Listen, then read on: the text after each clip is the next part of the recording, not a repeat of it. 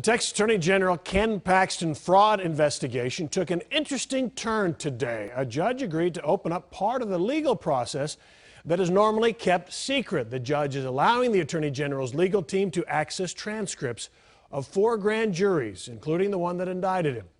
Fox 4's Sean Rabb in our Dallas newsroom tonight with more on this story. Sean.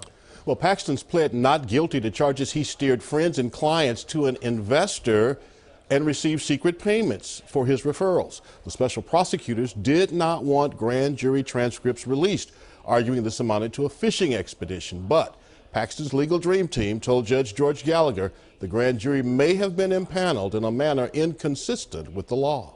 Can you say anything about this? Attorney General Ken Paxton left court August 27th without talking, but his lawyers have been through court documents, filing a subpoena for transcripts of how 4 Collin County grand jury panels were selected. Their motion granted by Judge George Gallagher. We took our questions to Attorney Victor Vidal, not involved in the case. Is this unusual? It's very unusual. These grand jury proceedings are secret by law, and going back over a period of centuries, grand jury proceedings have always been confidential, so this is a highly unusual circumstance. Each grand jury panel made up of 12 jurors and 2 alternates. They're supposed to be randomly selected.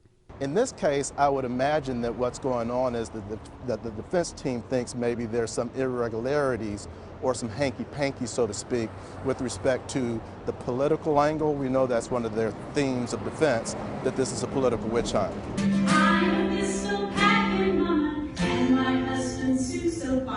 At a recent Republican fundraiser, Paxton's wife sang about the Attorney General going after Obama. Paxton's supporters have suggested his legal troubles are not from him doing wrong, but rather Republicans turning on one of their own. And by the subpoenas for grand jury records, his lawyers may be suggesting more. In an email, Paxton's attorney writes, "This is a victory, pure and simple. Not only is it a victory for General Paxton, it is a victory for transparency in the grand jury process. Despite the special prosecutors describing our request as desperate, the court easily saw through that hyperbole. The court's ruling demonstrates that these subpoenas were justified and proper.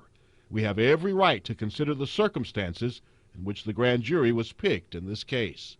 I haven't talked to the defense team, and I looked at the order and some of the papers filed with the court today, and it would appear that they think that something untoward has happened with respect to the selection of the grand jury, possibly politics or somebody being there that may have skewed the indictment improperly. So the defense team will likely compare how the grand jury that indicted Paxton was selected to 3 other Collin County grand jury panels to determine what questions were asked of potential jurors and how, perhaps looking for something that could call into question the integrity of the group that heard evidence against Paxton. Expect more talking through court documents in the weeks to come. Steve? Sean Rabb, thank you. All right.